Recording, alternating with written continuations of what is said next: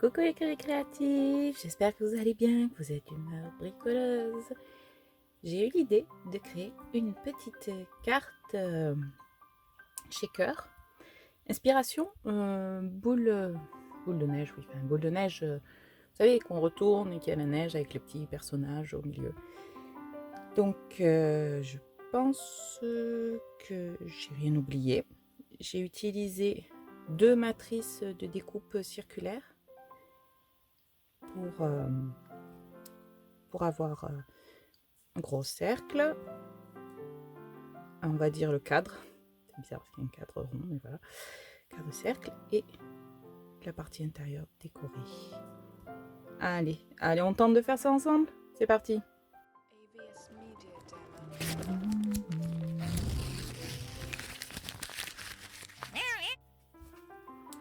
Ce que j'ai préparé du coup, en fait dans le je sais pas dit le papier.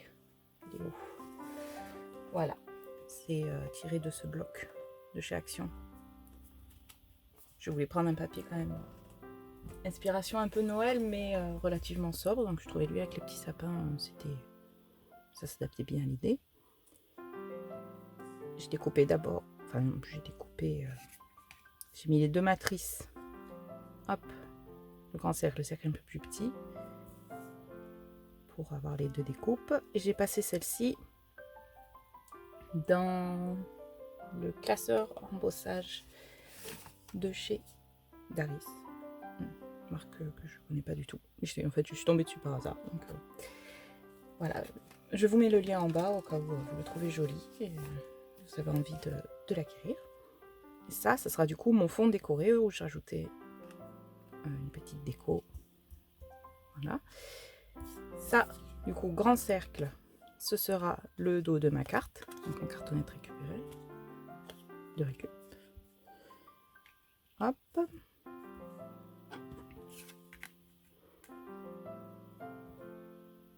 En fait, j'en ai pas besoin de celui-là. En fait, celui-là, je l'ai obtenu avec... Voilà, parce qu'après, ce que j'ai fait, j'ai continué à superposer mes 2 matrices. Les mettre comme ça l'une sur l'autre. Sur d'autres cartonnettes pour donner du relief. Parce que en petite déco de Noël, j'avais ça. C'est un peu épais. Et si je voulais que mes petites paillettes et formes promènent dans le shaker, il faut qu'il y ait un petit peu de relief. Ce que j'ai fait, je l'ai découpé donc, dans la cartonnette de récup, 1, 2, 3. Je sais pas pourquoi je l'ai fait aussi en blanc, parce qu'après je vais mettre celle-là. Ah si, je sais pourquoi, non, je ne dois pas obligé. Je vais mettre ça après par-dessus pour cacher le côté cartonné. Et là, du coup, on obtient, j'espère, assez de relief. Là, ça me paraît suffisant. Ça sera collé là. Voilà. Et important, voilà, j'ai découpé aussi avec la grande forme. Dans ça, c'est du plastique pour quand on fait les rapports de stage, tout ça, là, la feuille transparente. J'ai essayé de la passer dans la machine avec la matrice et ça a coupé. Bon, ça fait un bruit infernal, hein. J'ai eu peur d'avoir cassé tout. Non, ça a fonctionné très bien après. Et la découpe est propre. Ça n'a pas fissuré, j'avais un peu peur que ça fissure, mais non. Donc vous pouvez les utiliser, les feuilles. J'ai le nom qui m'échappe, donc je ne peux pas le dire. Peut-être je le mettrai en commentaire si ça me revient ou en description. Donc grande taille. Ça, oui, j'en ai pas besoin. Et je pense qu'on est bon. Ça m'a paru logique sur le moment quand je l'ai, on va dire, inventé. Mais maintenant, j'ai un peu peur de me tromper. C'est ça l'expérimentation. Je vais d'abord décorer ma base pour pouvoir l'enfermer. Si je veux tamponner, s'il y a des rebords, je peux plus. Hein, donc c'est parti. J'ai pris un petit peu de blanc pour mettre en relief mes flocons. Ils sont en relief, mais pour les mettre, les faire ressortir. Voilà.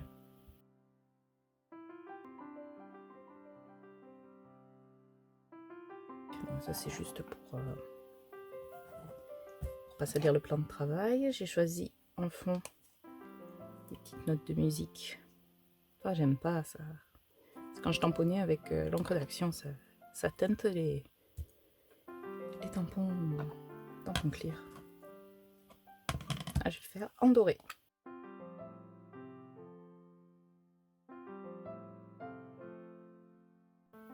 Ah, c'est beau.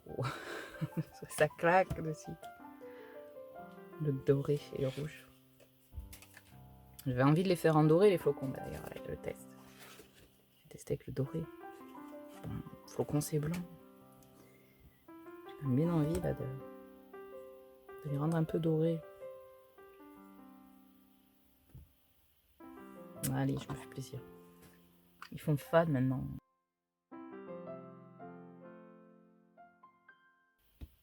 On ne pas fort là pour juste colorer le relief. Ah, je préfère. J'ai laissé un petit peu sécher pour l'instant. Je vais utiliser ma perforatrice à mini flocons. Alors ça, normalement, je l'ai acheté il y a super longtemps. Normalement, ça se mettait dans une machine. Mais les autres motifs me plaisaient pas. Alors j'ai dit, oh, je prends que le flocon.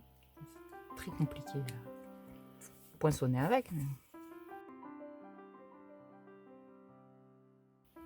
je vais le faire avec le dos d'une pince. Je le fais des fois avec le dos d'un crayon, mais j'ai toujours l'impression que ça va casser le crayon.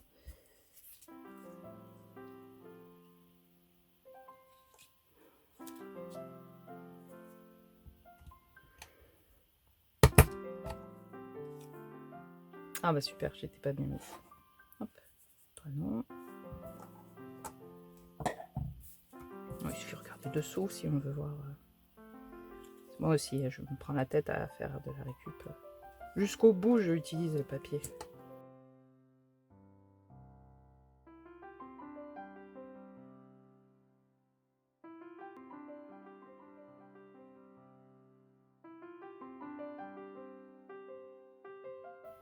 Non. Non, il est moche. Bon, j'arrête. Il y a des jours, ça va moins bien marcher que d'autres. C'est pas grave. Voilà, l'encre a dû sécher. Je vais mettre mon petit sapin. Bon, par contre, c'est vrai que cette carte est un peu petite. Parce que je voulais donc... pour être sûr que ce soit bien tout de la même taille, je devais utiliser ma matrice de découpe. Enfin, je devais. Je pouvais faire à la main, mais je n'étais pas trop confiante.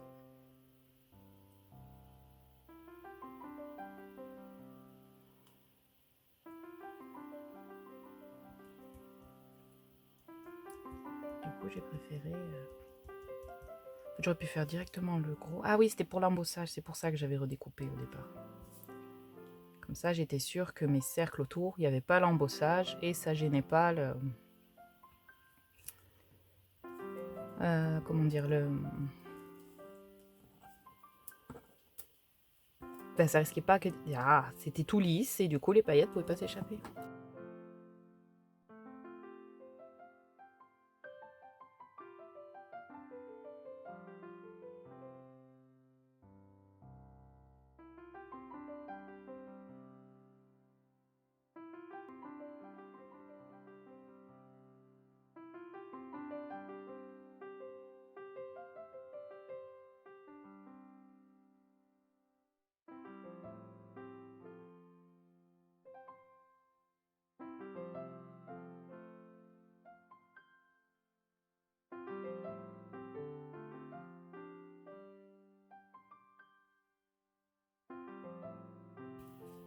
Et voilà, un petit col vinyle.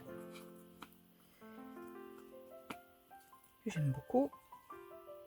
Caractéristique de la colle vinyle, c'est du moment qu'il y a une surface poreuse, ça va adhérer. Du coup, avec ça, on peut coller le verre sur du verre, du plastique, du moment que c'est du poreux. Donc, du papier, c'est poreux, ou du cartonnette. De la cartonnette. La taille glue, je sais pas exactement ce que c'est. Autant c'est la même. Autant ce sont les mêmes caractéristiques. Alors, oui, c'est super, oui. Mais un peu des choses dedans, peut-être, non? Ah, un petit flocon. J'aurais dû le faire avant de mettre la colle autour. De plus, et je fermais mon shaker sans avoir mis les petites choses à shaker dedans.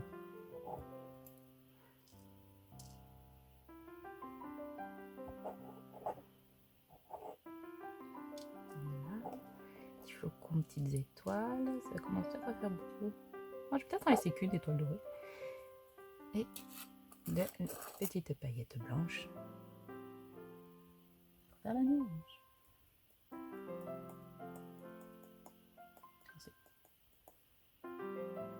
Là, ils vont doser.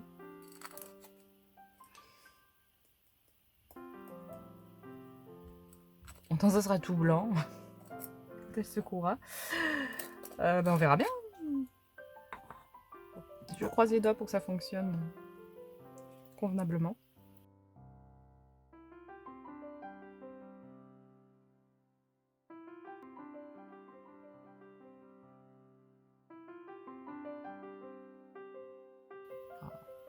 Je suis plutôt contente du rendu.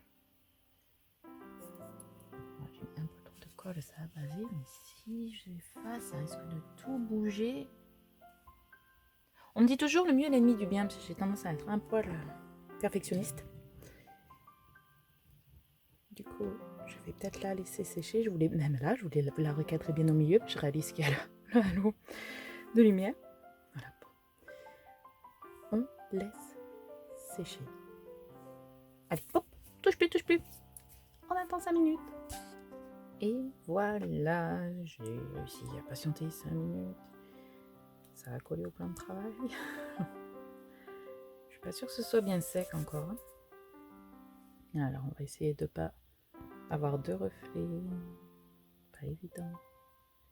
J'ai l'impression que c'est pas bien sec. Au doigt, j'ai de quoi noter. C'est pas sec. Et même plus épais, parce que je sens qu'il y a de la distance. Et mes pâtés de paillettes.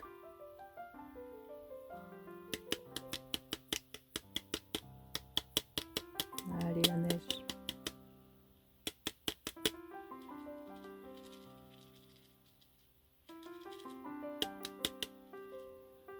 Je pense que j'ai assez de lumière naturelle. C'est peut-être mieux, non?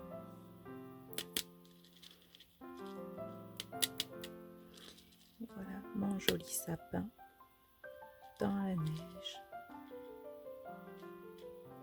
Je sais pas, j'ai peut-être pas mis assez de choses qui bougent dedans.